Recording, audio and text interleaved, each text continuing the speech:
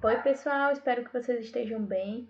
Então, hoje a gente vai falar um pouquinho sobre a cultura no período medieval. É uma aula um pouco mais curta, mas eu decidi separar da aula de crise do século XIV, da transição e formação dos Estados Nacionais Europeus, né? Para a gente poder realmente focar um pouco nisso, porque é um aspecto bem interessante, inclusive é uma questão que mistura um pouco com a história da arte.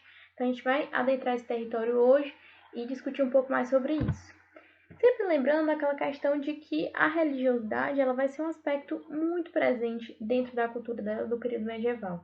Então a gente vai ter a presença da influência da Igreja Católica de uma forma muito extensa. A gente vai ver que a questão do catolicismo da Igreja Católica vai estar presente não somente no aspecto espiritual da sociedade, mas em outros aspectos, influenciando a economia, influenciando toda essa produção cultural desse período, né? A gente vai ver que durante a Alta Idade Média, ou seja, mais para o início da Idade Média, a gente vai ter uma crise na educação formal.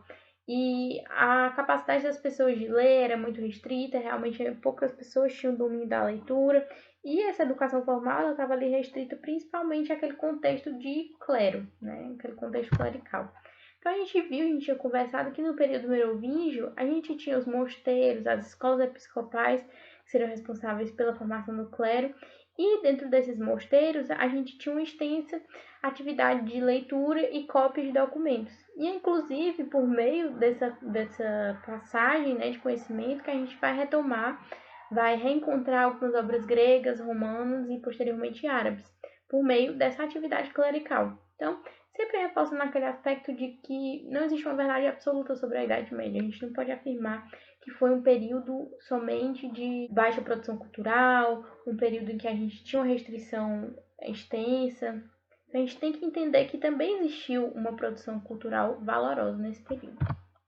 Então, falando mais da Baixa Idade Média agora, já para mais para o fim desse período, a gente vai encontrar essa cultura, esses aspectos culturais, acompanhando a dinamização do comércio, o surgimento dessas novas classes sociais.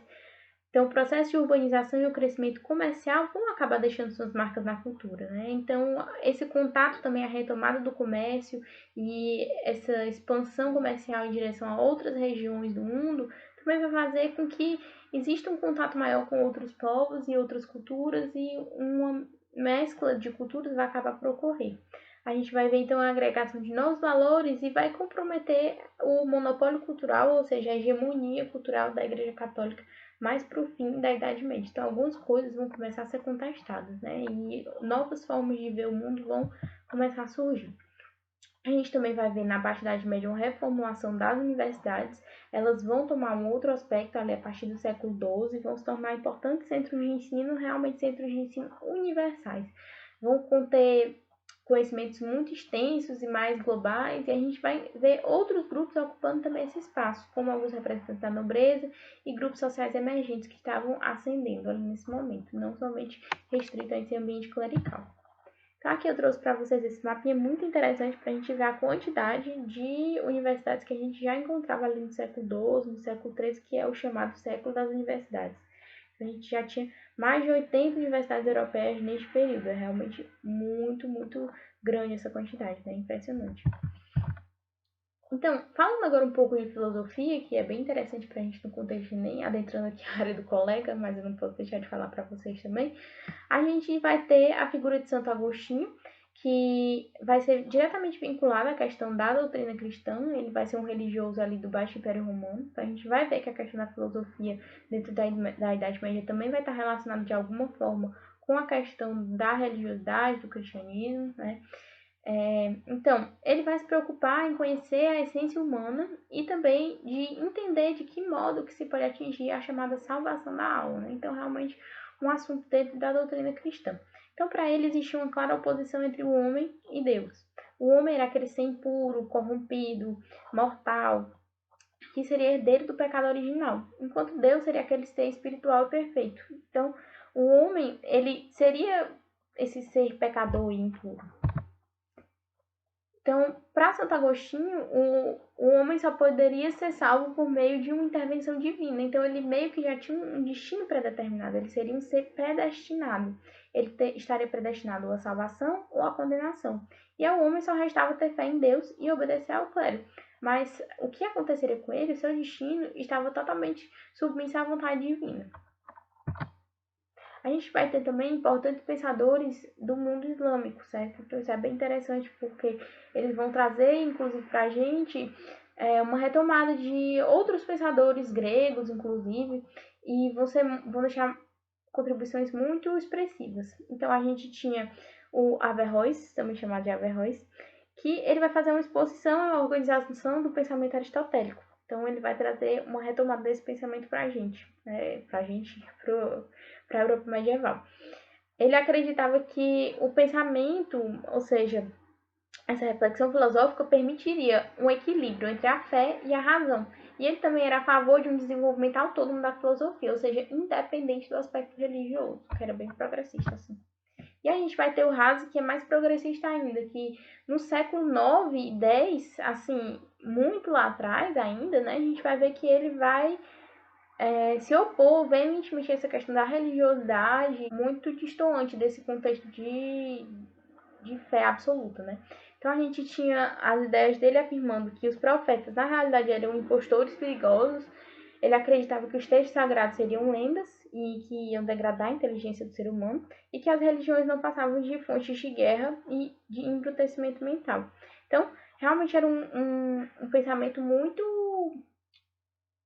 radical para o período, né? E as ideias dele acabaram por ser divulgadas somente lá para frente, no contexto do iluminismo, por conta dessa espécie de censura. Então, a gente vai ter esse pensamento dele aparecendo só lá dentro do contexto de iluminismo, de valorização da racionalidade, já no século XVIII.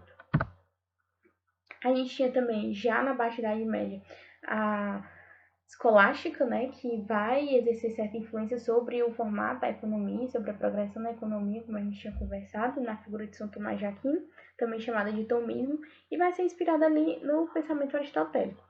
A gente vai ver que São Tomás de Aquino ele vai afirmar que o progresso humano ele não depende exclusivamente da vontade divina, mas também vai estar ocorrendo de acordo com o esforço do indivíduo. Então ele vai se opor, vai refutar a ideia de Santo Agostinho de predestinação. Então o homem meio que seria responsável também por seu próprio destino. O homem, como esse ser racional, ele seria capaz de evitar o pecado utilizando-se da sua habilidade de escolha, né, do seu livre-arbítrio.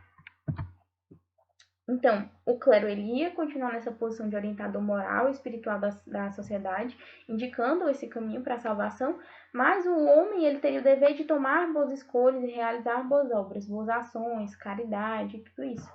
Mas a escolástica ela também vai reprovar a questão do lucro e do empréstimo de dinheiro a juros, que vai acabar sendo meio que um entrave para o desenvolvimento econômico do período. A gente conversou sobre isso na aula passada, né?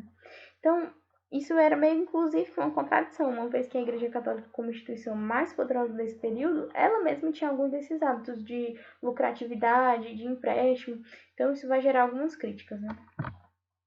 Com relação à pintura e à escultura, como a sociedade dessa época tinha um domínio muito restrito da leitura, a gente vai ver que essas outras formas de arte, elas eram tratadas pela Igreja Católica como uma oportunidade de educação. Teria um papel educativo além de contemplativo, né? Então a gente vai observar que os mosteiros e as igrejas eles vão ser muito ornamentados com esculturas e afrescos, dependendo do período, né? A gente vai ter uma variação aí que a gente vai discutir depois. E a gente também vai ter as famosas iluminuras dos livros, que são essas decorações belíssimas das obras de literatura medieval. Tá aqui retratado nessa figura. Com relação à arquitetura, a gente vai ver que ela também vai refletir a religiosidade, uma vez que os principais monumentos arquitetônicos e as principais marcas nesse período vão ser as igrejas. Então a gente vai ter dois estilos predominantes. Primeiramente o românico que vem de romano, porque teria origem, né, nos traços da civilização romana. Então ele vai ter seu apogeu ali no século XI, século XII, principalmente na construção de castelos, mosteiros e igrejas. E eram edifícios assim com um aspecto de solidez, mais maciços, com paredes grossas, poucas janelas, realmente menos espaço. E a gente tinha uma predominância de linhas horizontais. A grande marca da arquitetura românica vai ser o chamado arco romano, que é o arco semicircular. E a gente tinha uma simplicidade nessa decoração do interior e do exterior. Era uma coisa mais fria, mais escura. Aqui a gente tem uma igreja românica, certo? Aqui eu trouxe para vocês a imagem do arco românico, certo? Que é essa espécie de meio círculo aqui. Então a gente observa construções mais maciças, com paredes muito grossas, realmente com um aspecto de solidez, de fortificação. E com a progressão, na Baixa Idade Média, a gente vai ver o surgimento do estilo gótico, que vai ser difundido a partir do século XII, em oposição ao estilo românico. Também vai ser chamado de ogival. A gente vai ver que as catedrais góticas, as chamadas catedrais góticas, elas vão ser construídas no centro das cidades. E elas vão ocupar uma posição de centro da cidade mesmo, um local de reuniões, de assembleias, não apenas com esse aspecto religioso. E a gente já observa a modificação porque vai ser substituído por um aspecto de leveza, em detrimento daquela solidez, daquele frio, das paredes grossas que a gente tinha antes. As construções vão ser mais verticalizadas, com altas torres apontando para o céu, principalmente por conta do desenvolvimento de novas tecnologias, né, que vai permitir a construção de obras mais elevadas e paredes menos espessas.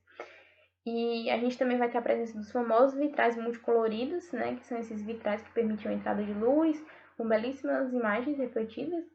E o interior e o exterior vão ser trabalhados com delicadeza e minúcias, né? Então vamos observar como se fosse um estilo realmente em oposição ao que era praticado antes. É interessante observar que essa questão das paredes grossas, do espaço mais restrito, das catedrais românicas, foi substituído também para poder abrigar mais pessoas e assim poder atrair mais fiéis. Era um dos intuitos. Aqui a gente já vê o chamado estilo ogival, certo? A ogiva é esse formato com essa pontinha aqui na ponta. É ao contrário do arco romano. Aqui a gente vê a Catedral de Notre Dame, em Paris. Então, com relação à literatura, como a gente tinha comentado, na Alta Idade Média, a gente tinha um pequeno domínio muito restrito da leitura por parte da população. A língua escrita era predominantemente o latim e a comunicação era feita em dialetos do latim ou em idiomas de origem germânica. Já na Baixa Idade Média, a gente vai observar as primeiras obras já escritas nas chamadas línguas vulgares, que eram as línguas de origem popular, que eram as línguas mais faladas e utilizadas, que não eram do latim, né? E a gente vai ver o surgimento de algumas formas de literatura. A gente vai ter o trovadorismo, que vai ser uma nova fase dessa poesia medieval, com seu apogeu ali no século XII.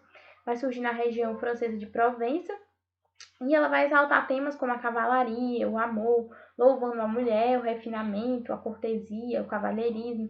Lembrando que tudo isso sempre de uma perspectiva bem de donzela que precisa ser salva e tudo isso. Esse sentido de exaltação da mulher, né? A gente vai ver também o surgimento de outros estilos de literatura, como a poesia épica, alguns dos primeiros romances medievais, como os Cavaleiros da Tábua Redonda, do rei Arthur, né, esses cavaleiros, que vão ser amplamente, é uma história que vai ser amplamente contada, com diversas versões. A gente vai ter também o surgimento de conteúdo crítico, né, de conteúdo que fazia sátira à igreja, inclusive, mas também aos modos de vida da sociedade, aos valores da época. E a gente vai ver que gradativamente, principalmente ao longo da Baixa Idade Média, a gente vai ver um afastamento desses valores absolutos, dessas normas estritas da igreja que no início da Idade Média era tão absoluta. Algumas obras de destaque merecem importância são o Romance da Rosa e a Divina Comédia, de Dante Alighieri. A Divina Comédia ela vai retratar temas relativos ao inferno, ao purgatório, ao paraíso e à jornada de Dante através desses espaços. Com relação à igreja, a gente vai ver que ela vai se fortalecer.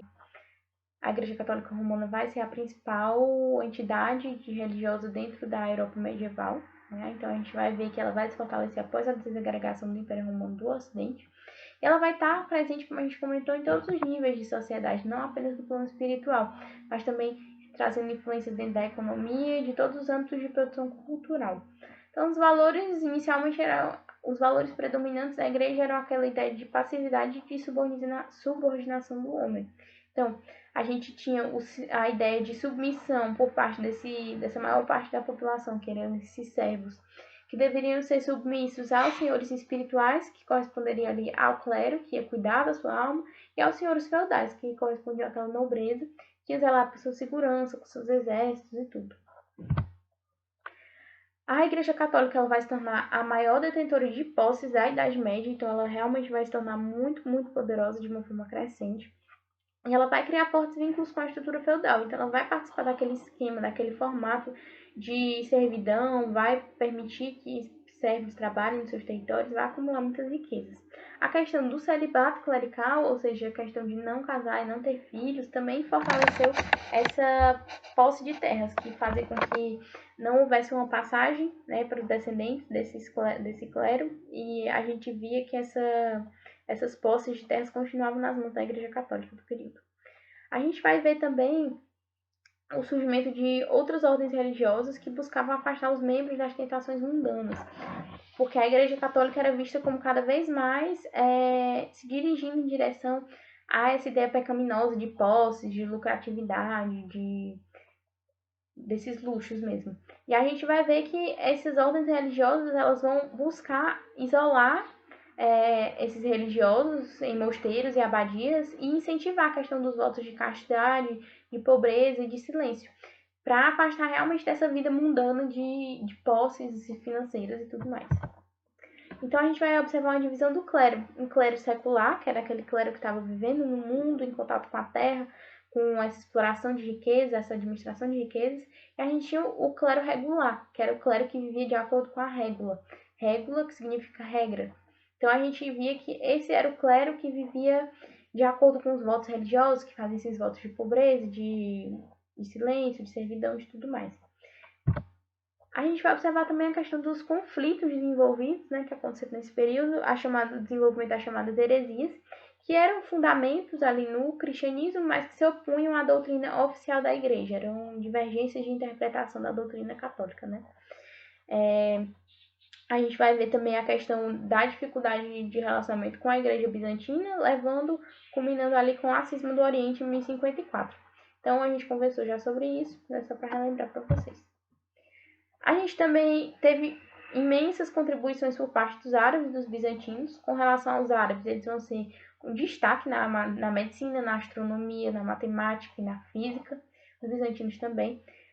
Mas os árabes eles também vão ter contribuições com o mapeamento de regiões, que a gente fala até pouco, mas essa questão da construção e elaboração de mapas por esses geógrafos era muito importante, né? A gente não tinha o Google Earth ou o Google Maps para poder orientar a gente no espaço, então esses mapas eles eram de extremo valor. A gente tem alguns textos mais famosos, como a Coletânea das Mil e Uma Noites, que reúne textos de vários diferentes períodos. A gente tem também os chamados algarismos arábicos, que vão ser a base desse sistema matemático. Eles foram, na realidade, criados pela Índia, mas foram divulgados pelos árabes. E a gente também vai ter os palácios e mesquitas e construções arquitetônicas. Inclusive, é importante lembrar que esses árabes eles, atingiram a Península Ibérica, então a gente vai ter reflexo dessas contribuições culturais lá na região da Espanha, de Portugal e tudo. Então, lá na Espanha muçulmana, a gente vai ter algumas obras muito importantes e expressivas. A gente tem a famosa mesquita Catedral de Córdoba, certo? Que é essa belíssima construção lá na Espanha. E a gente também tem o Palácio de Alhambra, em Granada, também na Espanha. Então era isso, gente. Eu queria trazer para vocês essa questão da cultura da Idade Média, porque ela é realmente muito importante e é um assunto que o Enem gosta bastante. Então, nos próximos encontros, a gente vai falar um pouco sobre a questão de transição realmente do final da Idade Média para a Idade Moderna, né? Vamos falar sobre a formação dos Estados Nacionais, de tudo isso.